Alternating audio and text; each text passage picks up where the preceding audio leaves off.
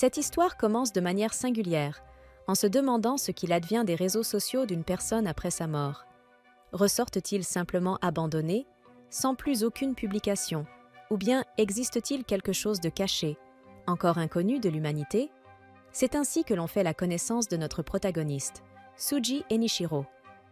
Alors qu'il savourait un délicieux flan, il regardait les vues sur sa chaîne, appelée Aoringo. Dans l'une de ses vidéos, il avait mis une raclée à un certain Karine, et il était maintenant très heureux des vues générées par cette vidéo. Après cela, il monte dans le train et entend les passagers parler d'un individu mystérieux qui poste des vidéos où il frappe les gens. Oui, ils parlaient de lui, commentant la dernière vidéo où il avait frappé le pélador de MMA, Karine. Certains le considèrent comme quelqu'un de désagréable, d'autres disent qu'il est vraiment mauvais et lui souhaitent même la mort. Pourtant, beaucoup continuent de regarder ces vidéos, et l'une des filles dans le train n'arrive pas à s'arrêter de les regarder. De son côté, notre garçon allume son téléphone et commence à lire les commentaires. Ils sont nombreux et loin d'être encourageants, puisque tout le monde lui souhaite la mort. Cependant, notre ami schizophrène s'en réjouit. Ses commentaires ne font que rendre la vidéo encore plus virale et ses revenus continuent de grimper, atteignant presque 4 millions de yens. On en apprend davantage sur sa chaîne. Sur Aoringo, il incarne un youtubeur provocateur de type M. Mais l'histoire change de cadre. Shiro se trouve maintenant à l'hôpital avec une attitude complètement différente. Inquiet, il recommande à sa sœur cadette de se reposer et de ne pas trop se surmener. C'est là que l'on rencontre Akari Enichiro, sa petite sœur. Elle lui demande ce qu'il faisait, car il ne répondait pas à ses messages. Shiro s'excuse et explique qu'il avait une affaire importante à régler, mais que maintenant c'est terminé, et qu'en allant à l'hôpital, il lui avait acheté un gâteau. Akari le questionne. L'a-t-il vraiment acheté pour elle, ou juste pour le manger lui-même? Shiro nie, affirmant qu'il avait pensé à le partager avec elle. Sa sœur lui rappelle alors sa promesse de ne manger qu'une seule sucrerie par jour et lui demande combien il en a mangé ce jour-là. Shiro répond « 3 », mais sa sœur ne le croit pas. Il finit par avouer qu'il en a mangé 6, ce qui la met en colère et la pousse à le réprimander pour sa mauvaise alimentation. Elle insiste sur le fait qu'il doit suivre un régime équilibré, ne pas se coucher trop tard et aérer ses futons au soleil avec une bonne ventilation. Le regardant comme un enfant, elle conclut que c'est peine perdue s'il n'est pas sous sa surveillance. Shiro sourit simplement et s'excuse. Comme punition, sa sœur commence à manger le gâteau seule. Mais soudain, elle se met à tousser. Soji tenta d'appeler l'infirmerie, mais Akari l'en empêcha, affirmant qu'elle allait déjà bien. En s'excusant auprès de lui, elle avoua qu'elle ne comprenait pas pourquoi son corps la faisait autant souffrir. Soji ravala sa frustration et, pour l'encourager, lui dit de rester forte. Après tout, le départ pour les États-Unis approchait à grands pas, et là-bas se trouvait ce médecin célèbre capable de l'opérer. Cela rassura Akari, qui lui demanda alors s'il était vraiment certain de pouvoir dépenser autant d'argent. Soji lui répondit de ne pas s'inquiéter, car, en bon grand frère, il avait déjà tout arrangé grâce à son nouveau travail. À cet instant, leurs souvenirs refirent surface. On découvrit qu'ils étaient orphelins et que, dans l'orphelinat où ils avaient grandi, on leur répétait sans cesse qu'ils devaient vivre sans être un fardeau pour les autres. Soji affirma que s'il existait un moyen légal de gagner beaucoup d'argent, il le ferait sans hésiter, mais qu'il n'en avait ni les capacités intellectuelles ni le talent. Il ne possédait qu'un corps robuste et un don pour se battre, et cela lui suffisait.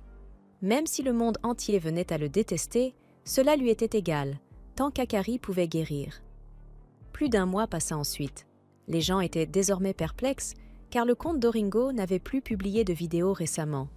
Certains pensaient qu'il avait pris sa retraite, tandis qu'un jeune suggéra qu'il avait peut-être été emmené à l'Académie Mitten, une école censée soigner les jeunes accros au téléphone.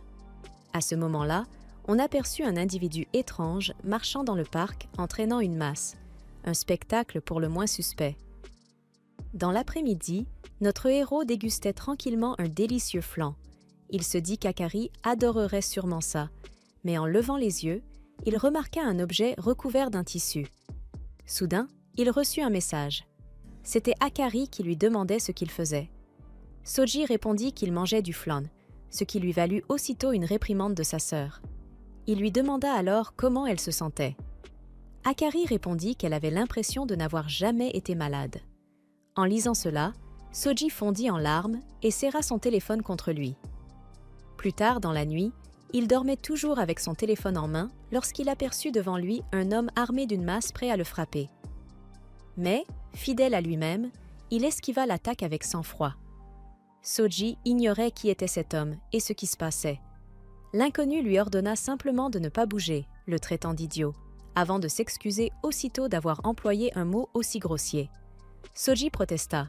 S'excuser seulement pour ça, alors qu'il avait failli le tuer chez lui, c'était absurde. Cependant, l'homme recommença à frapper à plusieurs reprises. Soji esquiva encore, mais fit tomber son téléphone par inadvertance. Il vit alors l'agresseur changer brusquement de direction. Il s'apprêtait à écraser le téléphone. Soji se précipita pour le récupérer et sortit de la maison. Une fois à distance, il reçut un message de sa sœur lui demandant ce qui s'était passé. Il répondit qu'un intrus était entré, mais qu'il allait bien. Pour une raison mystérieuse, l'homme semblait déterminé à détruire son téléphone. Alors qu'il songeait à appeler la police, l'assaillant revint à la charge pour l'attaquer avec sa masse, mais Soji bloqua le coup avec son pied.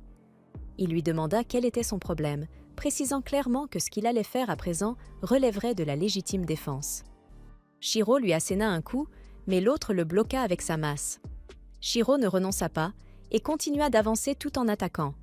D'un mouvement rapide, il lança un coup de pied aérien, mais l'homme se baissa et contre-attaqua par en dessous avec son arme, capable de frapper n'importe quelle partie de son corps, ou même l'extrémité de son téléphone. Shiro prit ses distances. L'inconnu déclara alors qu'il le connaissait, prononçant lentement ces mots.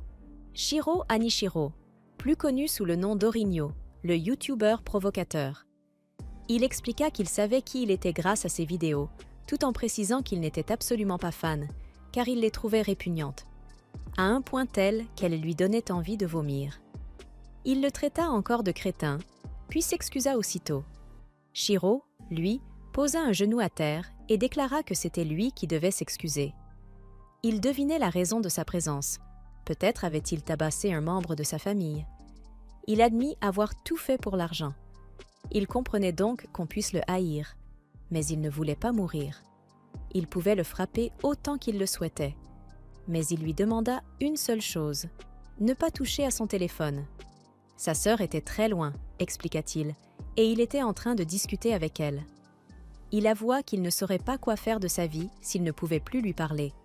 Mais l'autre s'en moquait et tenta encore d'écraser l'appareil. Shiro recula et lui demanda s'il ne l'avait pas entendu. Il ne voulait pas qu'il touche à ce téléphone. Il lui proposa plutôt de le frapper lui. L'homme à la masse répondit qu'il n'avait aucun intérêt à le frapper. Tout ce qu'il voulait, c'était détruire son téléphone. Shiro répéta qu'il en avait besoin pour parler avec sa sœur. L'inconnu lui demanda alors s'il réalisait ce qu'il était en train de dire. C'est à ce moment que la vérité éclata. Sa sœur était morte depuis 1 mois. On aperçut alors, chez Shiro, une photo d'elle ornée d'un ruban noir. En entendant cela, Shiro resta figé, sous le choc. Elle n'est pas morte. Si c'était vrai, alors avec qui suis-je en train d'écrire? Pour lui, c'était évident. C'était sa petite sœur Akari. Un souvenir surgit. À l'hôpital, Akari avait eu une complication et avait cessé de respirer. Shiro avait été présent le jour de sa mort, mais il refusait d'accepter la réalité. Il n'était même pas allé à l'enterrement. Quand il avait reçu l'urne contenant ses cendres, il avait affirmé que c'était impossible que ce soit elle. Il lui avait même écrit sur son téléphone pour qu'elle lui dise que tout cela était faux. Elle ne répondait pas. Malgré cela, Shiro continuait à lui raconter tout ce qu'il faisait chaque jour. Il s'achetait même du flan, espérant qu'elle le gronderait pour avoir trop mangé et lui demanderait d'arrêter. Puis un jour, son message fut lu. Et Akari lui répondit. Shiro lui demanda si c'était vraiment elle. Elle le prouva en évoquant une blague qu'ils avaient faite ensemble autrefois. Pour Shiro, il n'y avait plus aucun doute. C'était bien sa petite sœur, bien qu'il ne comprenne pas comment. De retour au présent, il entendit la voix d'Akari sortir de son téléphone de l'occasion pour tenter de l'écraser. Elle pouvait le voir. Pourtant, malgré visage apparut alors sur l'appareil resta intact. Et Shiro se convainquit qu'une image d'Akari se projeta alors depuis l'écran, remerciant son frère de l'avoir protégée. Shiro fondit en larmes de bonheur en la voyant de nouveau. Akari le remercia à son tour, lui disant qu'elle n'aurait jamais autant grandi sans lui. Mais soudain, ses yeux commencèrent à saigner. Son image se déforma et elle se transforma en monstre. Shiro voulut courir l'aider, mais l'homme le retint, l'avertissant que ce qui se trouvait là n'était plus sa sœur. Il lui expliqua que ce avec quoi il discutait était un fantôme. Les fantômes, dit-il, ont tendance à apparaître dans des lieux importants pour la personne décédée. Des salles de bain, des puits, des salles de musique et bien d'autres encore. Mais aujourd'hui, de plus en plus de fantômes apparaissaient dans les téléphones. Lorsqu'un compte sur les réseaux sociaux appartenant à une personne morte se transformait en fantôme, on appelait cela un compte fantôme, un nom assez évident, à vrai dire. Shiro remit cela en question, trouvant que cela n'avait aucun sens, surtout sans base scientifique. L'homme lui rappela alors qu'il venait de discuter avec sa sœur morte, ce qui, lui non plus, n'avait aucune base scientifique. Mais maintenant, cela n'avait plus d'importance. Il voulait simplement briser le téléphone avant que l'apparition ne se manifeste complètement. À cause de Shiro, il n'avait pas pu le faire. Gardant son sang-froid, il ajouta qu'une fois qu'ils atteignaient cet état, les attaques physiques ne fonctionnaient plus. Il devrait donc utiliser son téléphone. Shiro le confronta à ce sujet, mais l'homme répondit que c'était nécessaire, puisqu'ils avaient affaire à un fantôme numérique. Les chapelets ou les croix n'avaient aucun effet sur eux. Pour les exorciser de leur vivant, il numérisait leur pouvoir spirituel. Il sortit alors de son téléphone une masse bien plus impressionnante. Shiro resta stupéfait. Mais l'homme le fut encore davantage, car Shiro était censé être incapable de voir cette masse de correction. Il en conclut qu'il possédait un potentiel spirituel. Laissant cela de côté, il déclara qu'il allait exorciser sa sœur tant qu'elle restait liée au téléphone. Coup après coup, il soumit le fantôme. À un moment, il lança sa masse vers le ciel et celle-ci se multiplia, lui permettant d'utiliser une technique appelée lynchage correctif. Le fantôme tomba, affaibli, mais juste avant d'être détruit, il aperçut Shiro et copia la voix de sa petite sœur pour le manipuler. Troublé, Shiro supplia l'homme de s'arrêter. Peu lui importait que ce soit un fantôme. Sa sœur était enfin revenue auprès de lui. Cela mit l'homme hors de lui. Il l'attrapa par les vêtements et lui cria de se réveiller. Il lui rappela que les morts ne pouvaient pas revenir et qu'il n'était pas le seul à souffrir. Tous ceux qui restaient en vie souffraient, mais ils devaient continuer à vivre malgré tout. À cet instant, le fantôme réussit à sortir du téléphone. L'homme aux cheveux courts tenta de l'arrêter, mais remarqua que Shiro s'approchait du fantôme. Il lui cria de ne pas avancer, pourtant notre garçon n'en fit qu'à sa tête. Voyant qu'il était sur le point d'être attaqué, l'homme le saisit pour l'écarter, mais le spectre l'envoya valser d'un coup. Incapable de bouger et son téléphone hors de portée, il ne put que regarder le fantôme s'approcher de Shiro. Shiro tenta de la calmer. Pourtant, elle l'agrippa avec ses dents et commença à le mordre en lui disant qu'ils pourraient désormais être ensemble pour toujours. À cet instant, Shiro se souvint de tout ce que l'homme lui avait expliqué, notamment que les fantômes apparaissent dans les lieux importants pour les défunts. Il comprit alors pourquoi Akari ne pouvait pas partir. C'était lui qui la retenait dans ce monde. Il se remémora une dernière fois ses souvenirs avec sa sœur et comprit enfin les paroles de l'homme. Tous ceux qui restent en vie souffrent, mais doivent faire ce qu'il faut pour continuer à vivre. Il allait faire ce qu'il devait faire. Son téléphone s'embrasa soudain d'un feu bleu. Le fantôme le lâcha et le laissa tomber. Shiro demanda alors à son téléphone de brûler davantage, le saisissant avant de prendre ses distances. Bientôt, il fut entouré de flammes bleues. L'homme, observant la scène, expliqua ce qui venait de se produire. Shiro venait d'éveiller son pouvoir spirituel au tout dernier moment. Pourtant, ces flammes lui semblaient étrangement familières. Shiro dit à Akari qu'elle était déjà morte et qu'elle n'avait plus de raison de rester ici. Le fantôme se précipita vers lui en lui disant de venir avec elle. Shiro reconnut alors que sans sa petite sœur, il était perdu. Il n'arrivait même pas à manger correctement si elle ne le lui rappelait pas. Mais désormais, elle pouvait cesser de s'inquiéter pour lui. Il lui promit qu'il ne mangerait qu'une seule sucrerie par jour et conclut qu'il s'en sortirait seul. Il utilisa alors son pouvoir pour la frapper. Le fantôme fut enveloppé par les flammes bleues, suppliant encore Shiro de venir avec elle, mais il serra les dents. Puis, pendant un bref instant, il entendit et vit une dernière fois sa chère petite sœur. Après cette terrible bataille, on retrouva Shiro inconscient. D'autres personnes arrivèrent et, en le voyant, déclarèrent qu'il était mort, tout comme Kukuro Kazubata, l'homme aux cheveux courts. mais Kazubata se réveilla soudain et annonça qu'il n'était pas mort. La jeune femme aux cheveux violets, Kiyomi, déclara qu'elle avait dû réveiller Mina et qu'il ferait mieux de la remercier. Le blond qui examinait les lieux et analysait la situation, Renri Azumi, expliqua qu'il s'agissait d'un nouveau conte fantôme, donc il aurait pu être vaincu facilement.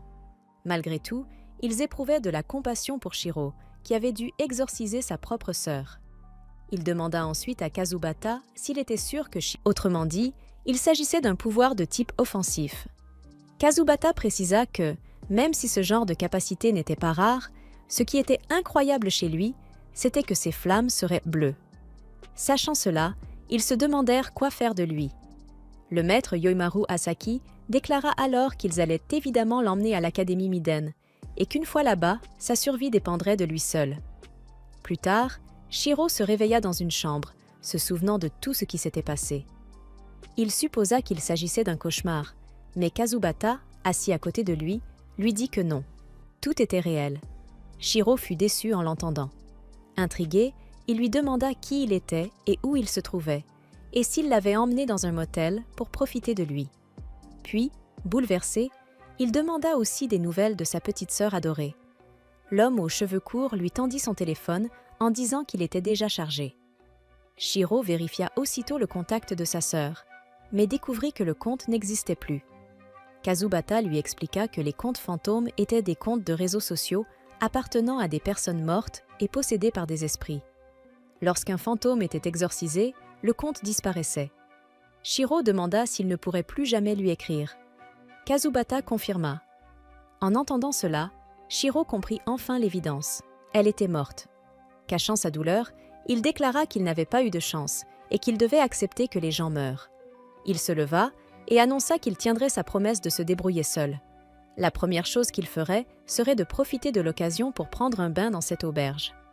En l'entendant dire ça, Kazubata le traita d'idiot, puis s'excusa aussitôt. En l'observant attentivement, il ajouta qu'on voyait de loin qu'il faisait de son mieux pour tenir le coup. Shiro lui rappela que c'était lui qui lui avait dit de faire ce qu'il fallait pour continuer à vivre. Kazubata lui donna alors son nom complet, Kukuro Kazubata, mais lui demanda de l'appeler simplement par son nom de famille. Cela dit, il lui ordonna de le suivre pour lui montrer les bains. En voyant l'endroit, Shiro remarqua que cette auberge semblait très luxueuse. Mais Kazubata précisa que ce n'était pas une auberge. C'était l'Académie Miden, une école pour exorcistes. Shiro en douta, car même sa chambre possédait ce petit coin typique près de la fenêtre. Kazubata expliqua que c'était sa chambre à lui, puis ajouta que l'Académie était un internat et que son architecture avait été conçue ainsi parce que, selon les rumeurs, elle éloignait la malchance. Ils croisèrent alors le blond. Celui-ci se moqua de Kazubata, mais notre homme aux cheveux courts le fit taire net.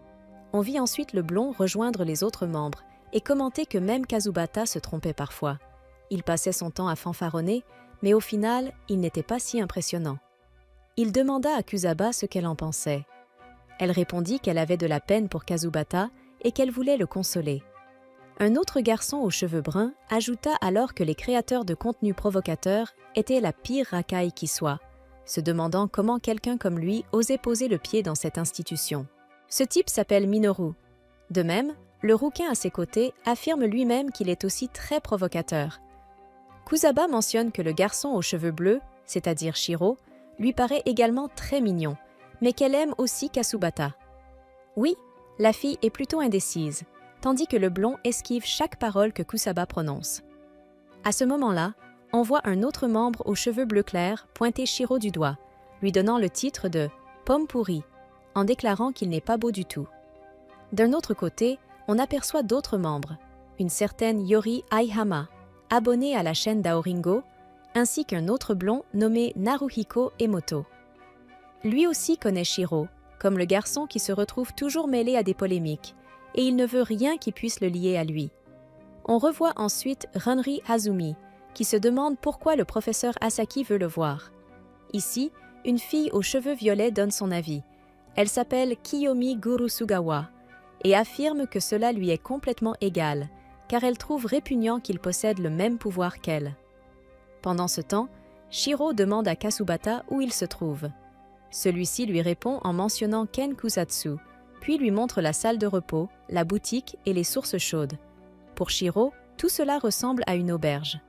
Quoi qu'il en soit, Shiro remarque soudain que sa blessure a guéri et que l'eau est bien chaude, mais il ne veut pas trop se détendre, car cela lui rappelle sa petite sœur. Kasubata se demande où a bien pu se cacher ce moine. Alors, sous l'eau, on voit surgir Yoimaru Asaki, oui, le professeur, qui se surnomme lui-même le monstre marin, bien qu'il soit en réalité un moine.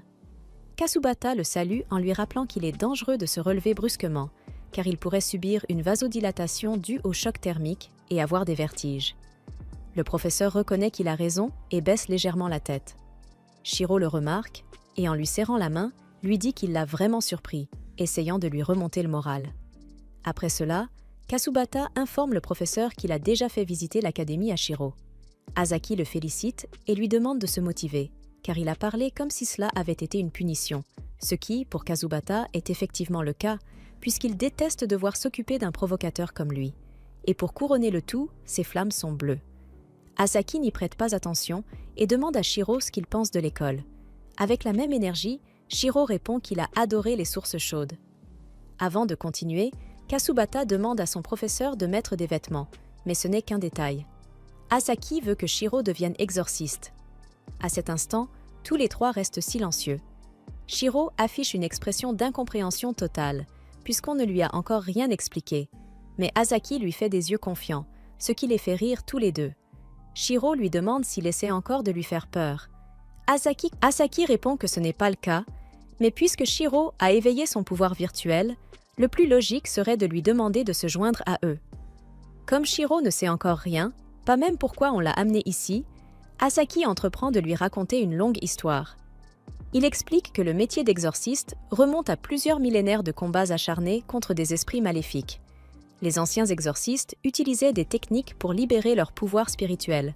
Toutefois, une évolution s'est produite en seulement quelques décennies, avec l'apparition d'Internet, qui a fait du monde numérique quelque chose d'important même pour les morts, si bien que la nature des fantômes a dû changer. C'est précisément pour cette raison que les exorcistes ont paniqué face aux contes fantômes, car le pouvoir spirituel qu'ils avaient mis tant d'années à développer n'avait désormais plus d'effet sur eux, obligeant le monde conservateur de l'exorcisme à se transformer. Ainsi naquit la méthode permettant de numériser les pouvoirs à l'aide d'appareils, et le pouvoir spirituel évolua en pouvoir virtuel. Et oui, voilà l'incroyable histoire du pouvoir virtuel. Une histoire qui n'intéresse absolument pas Shiro, lequel cherchait déjà un moyen de rentrer chez lui. Asaki apparaît alors en lui demandant de ne pas être méchant avec lui, persuadé qu'il s'entendait bien puisqu'il plaisantait, mais Shiro ne veut pas être mêlé à tout cela. Il veut simplement laisser derrière lui l'exorcisme et les provocations, afin d'avoir un travail normal, manger quelque chose de sucré et dormir, car aider sa sœur Akari était la seule chose qu'il avait, et maintenant il n'a plus de raison de continuer. Il décide donc de partir faire du tourisme. Asaki lui demande s'il compte vraiment s'en aller, sans savoir ce qui est réellement arrivé à sa sœur. À ces mots, Shiro s'arrête, se retourne et lui lance un regard de défi. Asaki lui révèle alors que sa sœur n'est pas morte de sa maladie, mais qu'elle a été assassinée par un puissant conte fantôme. Il explique que cette chose traque et tue ceux qui ont des liens forts avec ce monde, et que toutes ses victimes ont versé des larmes de sang. Il lui demande si sa sœur n'a pas subi la même chose. Après avoir entendu tout cela, Shiro exige de savoir où se trouve cette chose. Asaki lui recommande de ne pas aller la chercher. Après tout, il est bien trop faible. À ces paroles, Shiro s'emporte et tente de le frapper, mais Kasubata l'arrête. Shiro lui demande de s'écarter. Cependant, Kasubata lui dit que même si ce moine a l'air idiot, il reste son professeur et mérite du respect. Un peu gêné, Asaki précise que c'est simplement son visage naturel, toujours souriant. Puis, s'adressant à Shiro, il lui propose un jeu. S'il parvient à vaincre Kasubata dans son état actuel, il reconnaîtra sa force et lui dira tout ce qu'il sait. Kasubata n'hésite pas et numérise son jeu correctif, demandant s'il pourrait vraiment frapper ce type à la peau bleue. Quant à Shiro, il ne prête aucune attention à cela et fonce sur Asaki. Celui-ci s'enfuit aussitôt en déclarant qu'il s'est trompé d'adversaire. Shiro le poursuit en criant qu'il ne compte pas suivre le jeu, soulignant qu'une personne importante pour lui est morte et qu'il veut obtenir des réponses. À ce moment, Kasubata le frappe dans le dos, lui rappelant que ses malheurs ne le rendent pas spécial, car beaucoup dans cet endroit ont des histoires similaires. Le voyant maintenant étendu au sol, il confie qu'il a pris plaisir à frapper ce provocateur, encore plus que lorsqu'il a frappé sa sœur. À l'entendre, Shiro se relève et se jette à l'attaque. Les deux s'affrontent alors que tous les autres observent le combat. D'autres personnes arrivent, dont la professeure Kakiko. Celle-ci demande à Asaki ce qui se passe, mais le professeur se contente de leur demander de prêter attention. On voit alors Shiro et Kasubata se battre. Le Pellinero esquive facilement ses attaques. Kiyomi est écœurée par le combat, mais la petite lui demande de ne pas être idiote et mentionne que voir Aoringo se battre en personne n'arrive pas tous les jours, l'encourageant ainsi. Azumi, de son côté, prend des photos et enregistre la scène tout en commentant que Shiro est surprenant, car peu de gens peuvent suivre le rythme de Kasubata, et ce, sans digitaliser son pouvoir. Pendant ce temps, un camarade peureux supplie quelqu'un d'intervenir, ne voulant voir personne mourir. De retour au combat, Shiro se retrouve en difficulté, incapable de continuer le combat de près, il décide donc de garder ses distances. Cependant, Kasubata lance son marteau et le frappe. Shiro réalise que maintenir la distance ne fonctionne pas non plus et se demande quoi faire. Le professeur Nanso, curieux du combat, demande à Kakiko ce qui se passe. Elle lui explique que l'étudiant Kasaki a amené la veille se bat avec Kasubata. À ce moment, la directrice apparaît également. Nanso lui demande de mettre fin à la situation, ayant lu les rapports sur ce garçon, mais la directrice, d'un geste calme, lui demande de se détendre et de ne pas faire d'histoire, affirmant clairement son autorité. Pendant ce temps, Kasubata fait comprendre à Shiro que cette fois-ci, sa cible est lui, pas son téléphone. Il lui demande de lui faire le plaisir de donner une raclée à un provocateur. Shiro explique qu'il agissait ainsi pour gagner de l'argent et sauver sa sœur. En entendant cela, Kasubata ressent de l'empathie, ayant lui aussi un petit frère. Kasubata précise qu'il ne le laissera pas partir juste avec cette excuse. Shiro tente de frapper, mais Kasubata esquive facilement. Il lui assène un coup de marteau et lui explique qu'il existe d'autres façons de gagner de l'argent, le frappant à plusieurs reprises. Il exige que Shiro admette qu'en réalité, il a apprécié faire cela et qu'il ne pouvait pas résister à être le centre de l'attention. Mais ce n'est pas tout. Même maintenant, Shiro a ses flammes. Kasubata lui lance son marteau, le multiplie en même temps et le fait enrager, si bien que Shiro se retrouve littéralement broyé par les... Allongé à terre, Shiro se demande ce qui vient de se passer, s'il a utilisé un quelconque stratagème. À ce moment, le maître Asaki s'approche de lui et lui demande s'il comprend désormais ce qu'est le pouvoir virtuel. Il lui suggère d'utiliser le sien s'il ne veut pas finir vaincu. Shiro sort alors son téléphone et Asaki lui explique comment procéder. Il doit d'abord visualiser la chaleur intérieure se concentrant dans la main où il tient son appareil. Shiro obéit et soudain son téléphone commence à briller. De celui-ci émergent des flammes bleues, laissant tout le monde bouche bée. Asaki mentionne que, visiblement, ce qu'on disait était vrai.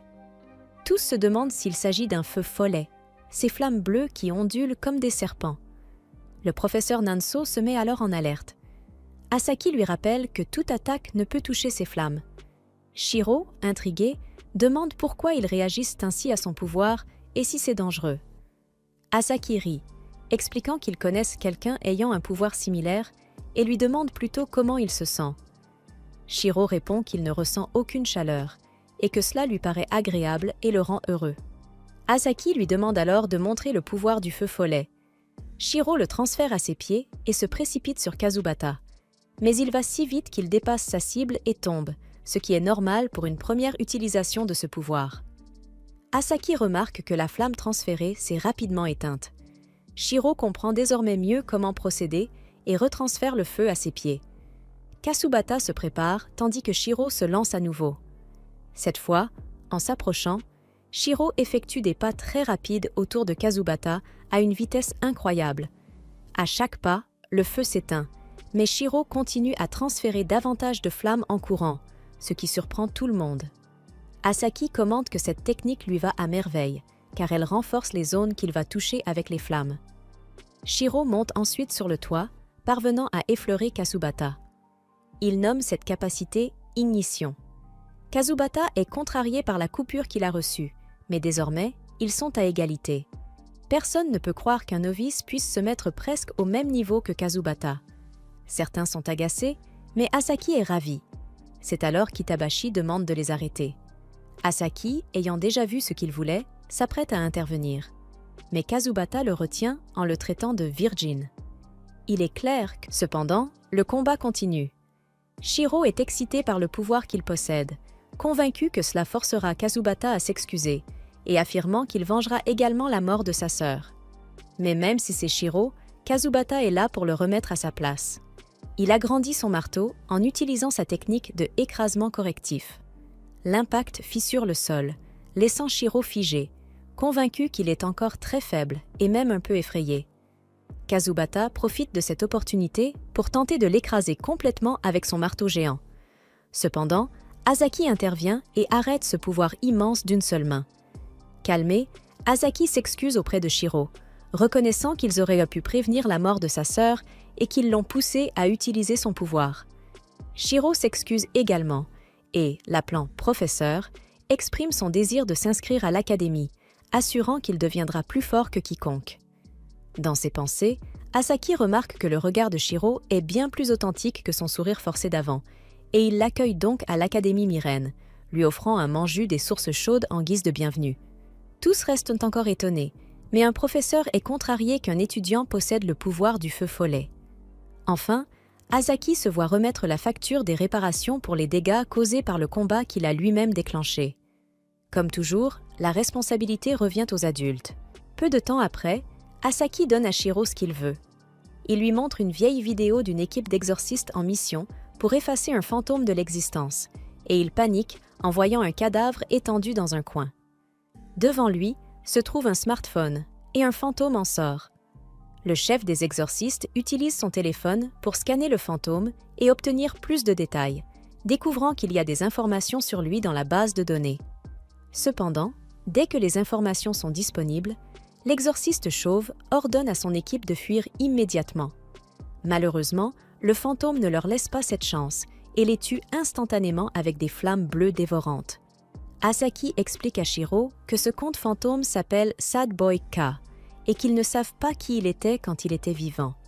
La seule certitude est qu'il est incroyablement puissant et l'ennemi numéro 1 des exorcistes, mais surtout, c'est le conte fantôme qui a tué la sœur de Shiro. Shiro est choqué d'apprendre cela, et encore plus quand il se rend compte que le fantôme utilise les mêmes flammes bleues que lui. Asaki lui explique que la capacité de Sad Boy s'appelle la flamme démoniaque, un pouvoir maudit qui vole la force vitale de quiconque entre en contact avec elle.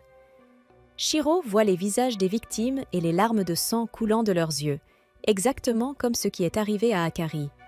Il demande à Asaki comment il peut avoir la même capacité que celui qui a tué sa sœur. Asaki avoue qu'il n'en a aucune idée non plus, ce qui ne fait qu'ajouter des questions dans l'esprit de Shiro. Il commence à s'inquiéter d'avoir utilisé un pouvoir aussi mortel contre Kukuru, et Asaki rit, disant que c'est une bonne chose que personne n'ait été tué. Shiro demande ensuite comment il peut rester en sécurité alors qu'il est entouré par des flammes mortelles, et Asaki lui répond « Un serpent meurt-il de son propre poison ?»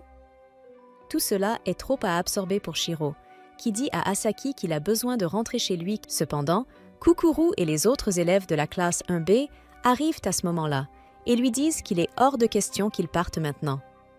Asaki les présente à Shiro comme ses étudiants et demande à tout le monde de bien s'entendre avec leurs nouveaux camarades.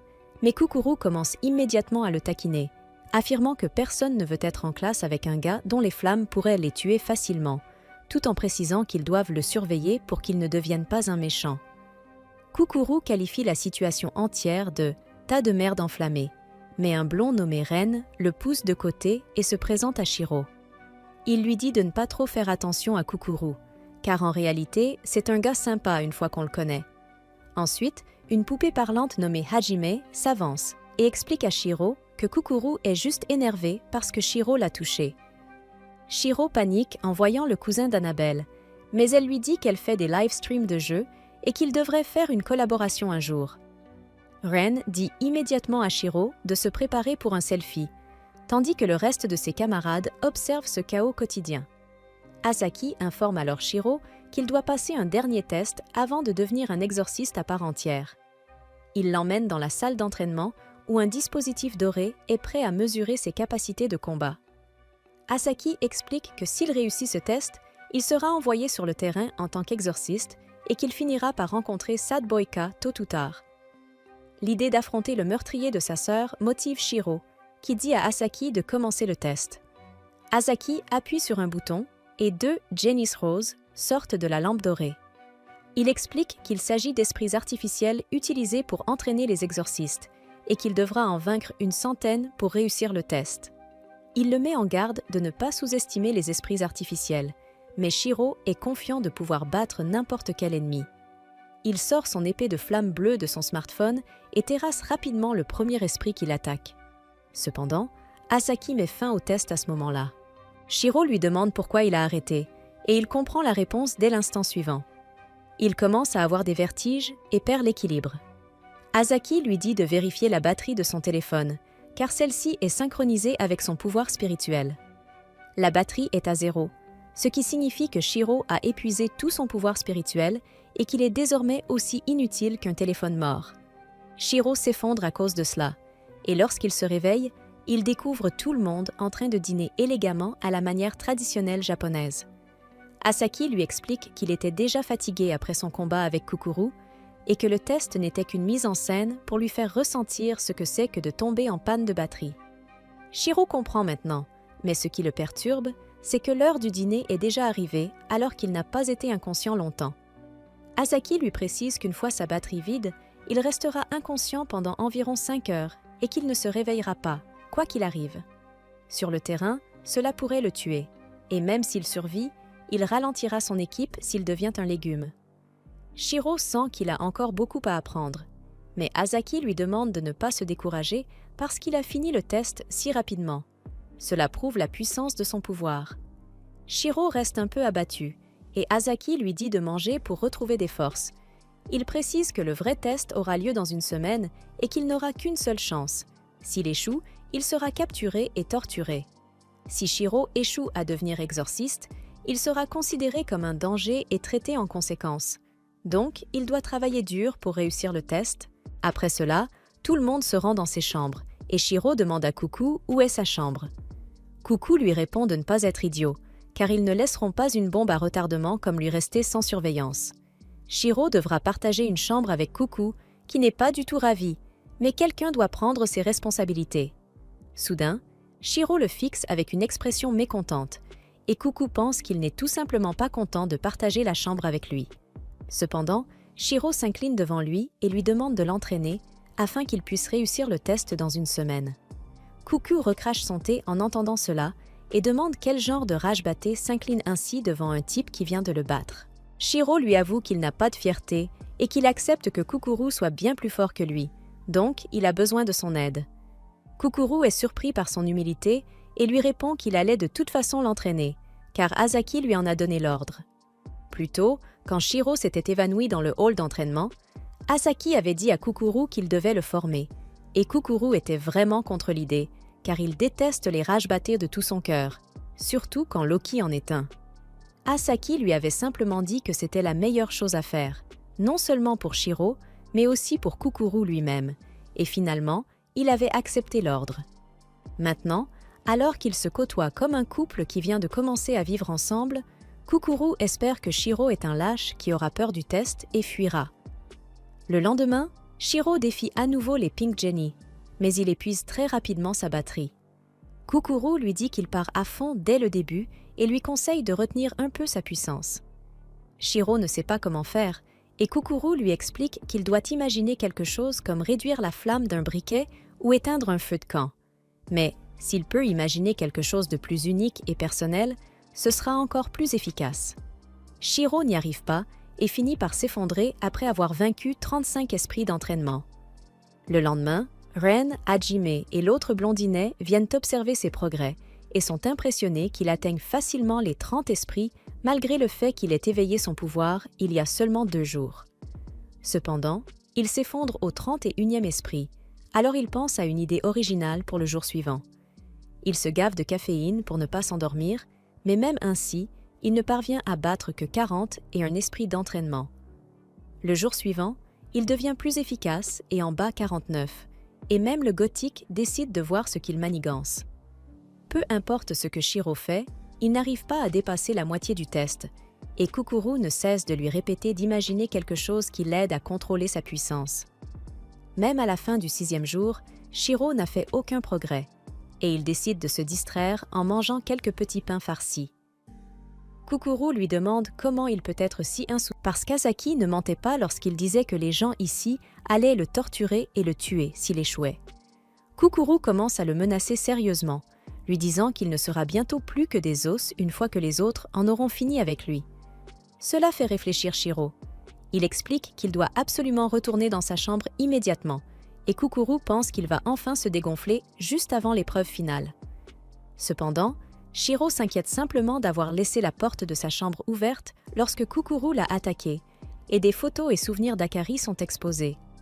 Il craint qu'un pervers ne tente de les voler. Kukuru pense que ce n'est qu'une excuse pour fuir. Shiro lui assure qu'il ne va pas s'enfuir, car son seul objectif dans la vie est de venger sa sœur.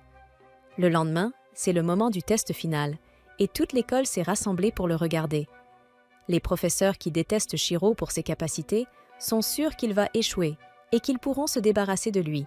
Et ils commencent le test avec un sourire cruel. Shiro commence à vaincre rapidement les esprits artificiels avec son épée de flamme, mais il ne contrôle toujours pas sa puissance et sa batterie tombe à 30% avant même qu'il n'ait éliminé 30 esprits. Ses camarades l'encouragent à continuer, mais bientôt quelque chose se brise chez Kukuru et il commence à le provoquer verbalement. Il l'insulte, le traitant de rage-batté inutile qui ne fait que parler. Ses camarades se retournent contre lui et lui demandent ce qu'il fait. Mais Kukuru continue de provoquer un rage-batté professionnel avec un sourire narquois. Rapidement, les professeurs qui détestent Shiro se joignent à l'insulte et commencent à le maudire à haute voix. Ils lui disent de se dépêcher et d'échouer enfin, mais Shiro continue de vaincre les esprits artificiels tout en endurant leurs insultes. Tout cela lui rappelle le moment où il avait commencé à créer du contenu rage-bai et les commentaires négatifs qui l'avaient terrifié. Il avait pensé abandonner, mais chaque fois qu'il voyait sa sœur cracher du sang, il se rendait compte que rien ne pouvait l'effrayer plus que ça. Il était prêt à tout pour gagner assez d'argent pour la soigner, et à ce moment-là, il a commencé à voir ces haineux comme des personnes l'aidant à gagner de l'argent par leur haine.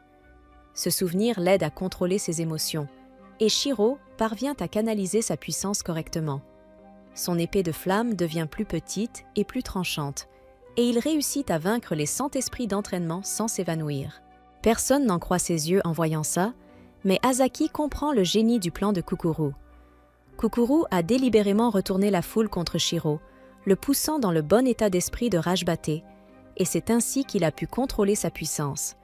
Cependant, le type aux longs cheveux qui déteste le plus Shiro ne peut pas supporter ce résultat, et il réactive la machine, faisant apparaître la version la plus puissante des esprits d'entraînement. Par coïncidence, Shiro n'était pas non plus satisfait d'avoir seulement passé les tests, et il laisse libre cours à son côté sauvage en détruisant aussi les esprits les plus forts. Finalement, il en vient à bout de 160 et un esprit, puis la machine s'épuise. Tout le monde est surpris, car Shiro vient de battre le record du plus grand nombre d'esprits vaincus lors d'un test, et Azaki se félicite d'avoir associé Shiro à Kukuru. Le lendemain, Shiro commence officiellement l'école et est choqué de réaliser qu'ils doivent aussi étudier des matières normales. Une fois la classe terminée, Ren lui dit qu'il peut demander de l'aide s'il en a besoin et se précipite immédiatement pour prendre un selfie. Hajime arrive pour le selfie suivant et demande au blond Amo de les rejoindre également. Alors qu'Amo explique qu'il est timide face à la caméra, Shiro se met à se demander quelles capacités chacun possède. Hajime dit qu'elle est contente qu'il n'ait pas été torturé, et Shiro répond que c'est grâce à Kukuru. Il se retourne pour le remercier correctement, mais Kukuru est furieux en voyant Shiro partir en furie la veille. Il l'accuse d'être un autre rage-batté qui prospère quand les gens sont en colère contre lui. Shiro proteste, disant que ce n'est pas le cas, mais la gothique Kiyomi leur ordonne alors à tous les deux de se taire. Elle déclare que toute personne dotée de pouvoirs offensifs a une personnalité terrible, et cela inclut Kukuru aussi. Kukuru est offensé que Kiyomi le mette sur le même plan que Shiro. Il lui demande de retirer sa remarque, et tous deux commencent à s'envoyer des piques-assiettes. À ce moment-là, Azaki arrive et leur annonce qu'il a une mission pour eux, et qu'il va laisser Shiro pop his cherry avec celle-ci. Il se demande ensuite qui envoyer avec lui, car l'exorcisme repose sur le travail d'équipe. Et dès qu'il voit Kukuru et Kiyomi toujours en train de se chamailler, il a une idée, les mettre dans la même équipe.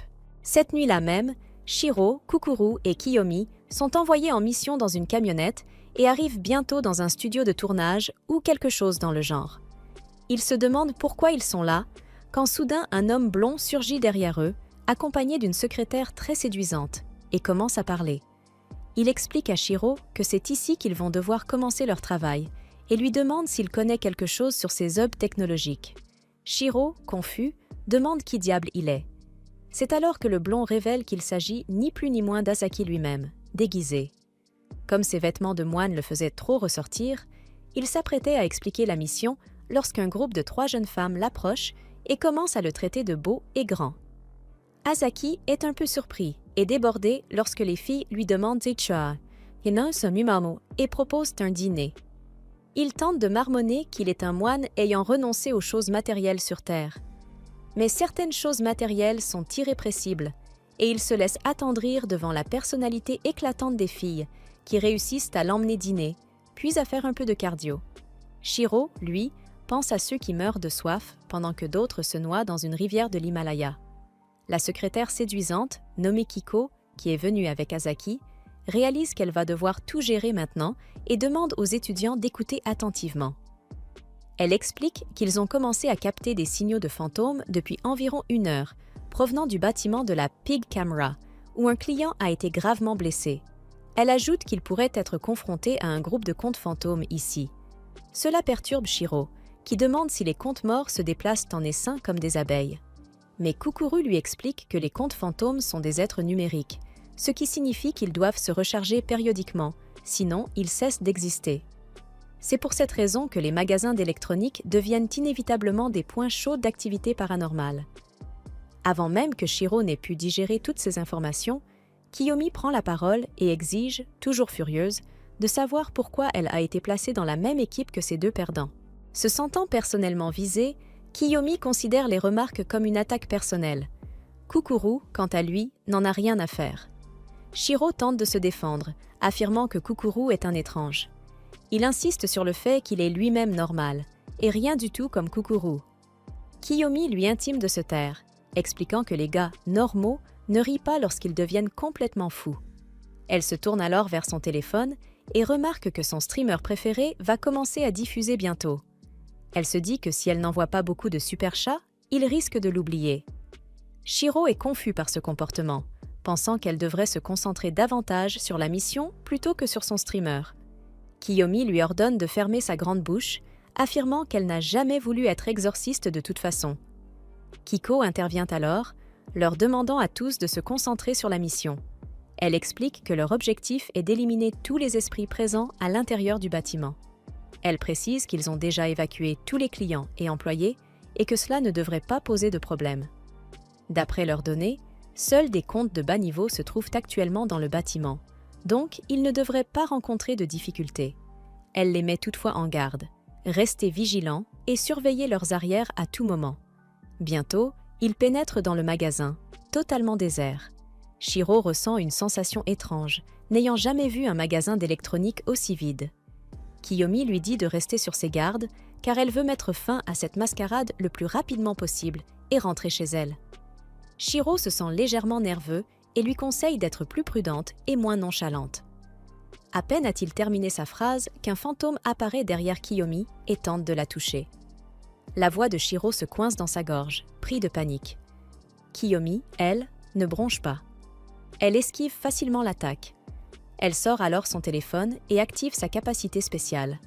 Sa main se transforme en une arme étrange et terrifiante, ressemblant à un pistolet. Elle y est sûre. Utilise immédiatement son arme pour tirer une substance gluante sur l'esprit, qui se retrouve piégé et immobilisé dans ce gel collant. Shiro est impressionné de voir une capacité aussi étrange. Kukuru lui conseille de ne pas trop s'approcher d'elle, car elle est une vraie stalker. Il explique qu'elle est fan d'un groupe de K-pop et qu'elle entretient une relation parasociale avec l'un des membres. Elle le suit partout où il va, aime toutes ses photos et zoome sur chaque détail pour savoir où il se trouve exactement. Elle vérifie même les reflets dans ses yeux pour s'assurer qu'aucune autre fille n'est à proximité. Kukuru ajoute qu'elle possède d'innombrables comptes pour contourner les interdictions d'ID qu'elle accumule à force de se montrer trop intrusive. Il insiste, ne deviens pas trop ami avec elle. Selon lui, Kiyomi est une personne délirante, excessivement collante. Kiyomi entend tout cela et réagit vivement. Elle leur ordonne de ne pas réduire l'homme qu'elle aime à un simple membre d'un groupe de K-pop. Elle affirme qu'il s'appelle Kiryu et qu'elle n'est pas dans une relation parasociale obsessionnelle. Son amour, dit-elle, est la forme la plus pure de l'amour qui soit, et personne ne peut s'interposer entre eux. Au même moment, l'esprit qu'elle avait capturé explose, et la substance gluante retourne dans sa main. Kukuru affirme que cela prouve son point. Kiyomi est une excentrique. Il ajoute que les compétences et pouvoirs d'un exorciste dépendent fortement de la manière dont il utilise son téléphone. Il comprend que son propre pouvoir de feu vient du fait qu'il est un rage bêté. Il a passé la plupart de son temps à utiliser son téléphone pour énerver les gens. Avant même qu'il ait pu pleinement assimiler ce concept, Kiyomi se tourne vers lui. Elle lui tire dessus avec sa substance gluante, le surprenant et le paralysant. Il s'avère qu'un esprit se trouvait juste derrière lui, et Kiyomi l'a neutralisé sans dire un mot. Kukuru intervient avec son marteau et détruit le fantôme restant. Ensuite, ils se tiennent dos à dos, prêts à affronter les esprits ensemble. Shiro est stupéfait. Il y a quelques instants, Kukuru et Kiyomi se disputaient sans arrêt. Et voilà qu'ils bougent maintenant avec une parfaite synergie. On dirait qu'ils sont les meilleurs amis du monde. Shiro les voit détruire plusieurs fantômes et comprend alors quelque chose. Ces deux-là ont sans doute répété ce genre de mission des milliers de fois. Ils travaillent ensemble depuis très longtemps, formant une équipe rodée et ils n'ont plus besoin de réfléchir au mouvement ou à la position de l'autre. C'est alors que Shiro comprend pourquoi le travail d'équipe est si important dans ce métier. Soudain, un esprit surgit derrière Kiyomi et Kukuru sans aucune hésitation. Shiro se précipite entre eux, manquant de peu de les toucher, et saisit sa flamme, détruisant l'esprit en un instant. Il se tourne vers eux, souriant, affirmant qu'il comprend enfin ce qu'est le travail d'équipe. Mais au lieu d'être félicité, ils lui disent de faire plus attention, car il aurait facilement pu les tuer avec son pouvoir. Alors qu'ils se chamaillent sur ce point, deux voleurs semblent avoir fait irruption dans le magasin et commencent à tout voler, pensant avoir fait le coup parfait puisque le magasin est complètement vide. Mais alors qu'ils remplissent leur sac, l'un des voleurs chauves se fait littéralement attraper par un esprit. Lorsque l'autre voleur lève les yeux, il est horrifié de voir un fantôme géant tenant le chauve dans sa main aux longs ongles. Dans une autre partie du magasin, Kiyomi se plaint de n'avoir jamais voulu devenir exorciste, affirmant qu'elle est amoureuse, pas combattante. Mais elle n'a pas le choix, car c'est la seule chose dans laquelle elle excelle. De plus, elle a besoin d'argent pour soutenir sa passion étrange de lancer des super chats à son streamer préféré. Elle n'a donc d'autre option que d'accepter ces missions dangereuses, aussi ridicules soient-elles. Elle continue d'utiliser son pistolet à gel pour arrêter et immobiliser chaque esprit qui se met en travers de son chemin. Pendant ce temps, Kukuru détruit les esprits un par un avec son marteau. Tout en criant à Shiro d'arrêter de bavarder et de se mettre au travail, Kiyomi commence à s'énerver à nouveau contre Kukuru. Elle affirme qu'elle n'est compatible avec aucun exorciste de type attaque. Parmi eux, elle trouve Kukuru particulièrement agaçant. Même pendant leur dispute, ils ne ratent aucun rythme et détruisent un autre esprit avec aisance. C'est alors que Kiyomi se tourne vers Shiro. Elle lui dit que, bien que Kukuru soit un connard, ses compétences en tant qu'exorciste de type attaque sont exceptionnelles. Cela signifie qu'ils n'ont pas besoin d'autres exorcistes de ce type dans la classe. Surtout pas d'un utilisateur de flammes bleues. Bientôt, ils atteignent le dernier étage du bâtiment, où ils découvrent immédiatement les deux voleurs morts, suspendus au plafond. Shiro est choqué. Kiyomi aperçoit rapidement l'esprit et lui tire dessus avec son gel. Kukuru fonce sur lui et le frappe avec son marteau. À leur grande surprise, l'esprit ne subit même pas une égratignure. L'esprit se retourne et leur dit d'aller se faire voir, affirmant qu'elle ne faisait que décorer une poupée qu'elle possédait. Kukuru comprend immédiatement que quelque chose ne va pas. Il se rend compte qu'il ne s'agit pas d'un esprit normal. Il ne s'attendait qu'à des esprits de bas niveau. Ils ne sont pas prêts pour un esprit de ce grade. Il dit à Kiyomi de reculer. Il affirme qu'ils doivent partir immédiatement, mais Kiyomi refuse. Elle pense avoir déjà capturé l'esprit. Elle croit que ce n'est qu'une question de temps avant de l'exorciser. Elle sous-estime complètement la puissance de l'ennemi. L'esprit brise facilement le gel. Il attrape Kiyomi par terre. Il la rapproche de son visage. Il affirme qu'il va rendre Kiyomi belle, elle aussi. Kukuru fonce immédiatement avec son marteau. Il frappe l'esprit de toutes ses forces. L'esprit se régénère instantanément. Il projette Kukuru au loin en un instant. Lorsque la poussière retombe, Shiro voit Kukuru étendu sur un ours en peluche. Shiro demande immédiatement ce qui se passe. Il s'interroge sur la force incroyable de ce fantôme. Kukuru lui explique que certains contes fantômes possèdent des capacités spéciales appelées malédictions. Ce conte fantôme semble être maudit.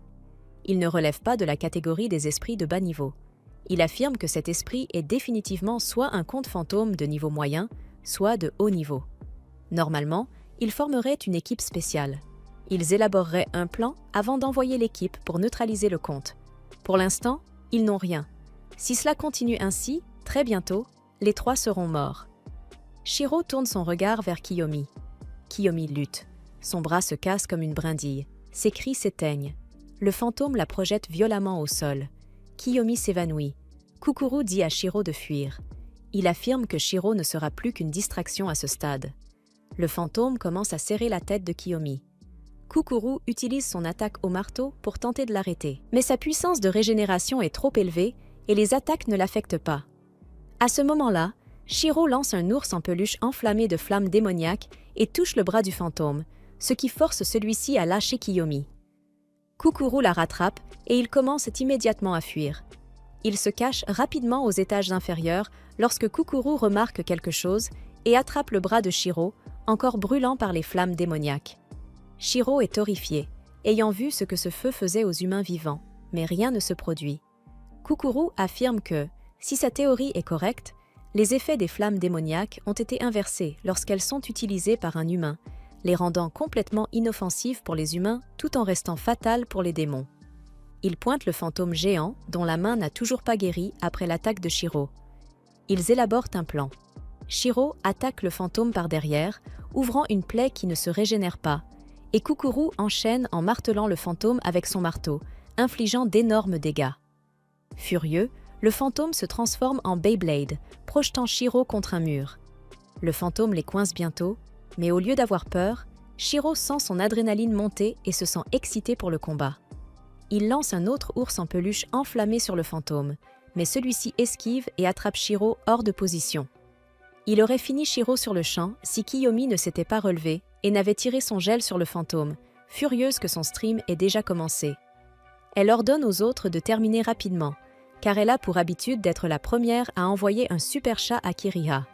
Shiro et Kukuru se mettent immédiatement au travail, frappant de toute leur force le conte fantôme qui tente de se libérer du gel.